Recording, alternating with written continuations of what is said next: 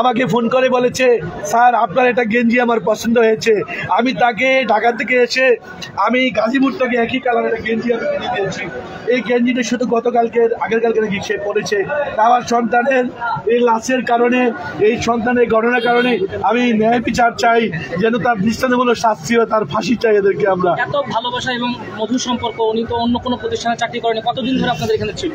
আমার এখানে প্রায় 4 বছর সামথিং ছিল। জেলা প্রতিনিধি ছিল আমার পত্রিকার। ও এত ভালো, ও এত মেধাবী, অন্যায় প্রতিবাদ করতো। এখানে ওকে আমি স্টাফ রিপোর্টার দিয়েছি।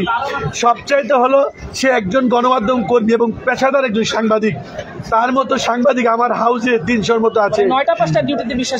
না, ও রাতে 3টায় বললেও লাইভ করতো। আমি ওর কাছে সারা জীবনের জন্য কৃতজ্ঞ, আমি এবং আমার পরিবার। অভিযোগ ছিল কিনা আপনার কাছে? আমার বিরুদ্ধে তার অভিযোগ ছিল, কিন্তু আমার ওর কাছে কোনো অভিযোগ নেই ওর বিরুদ্ধে। ও বলতো, বস আমার নিউজ আপনি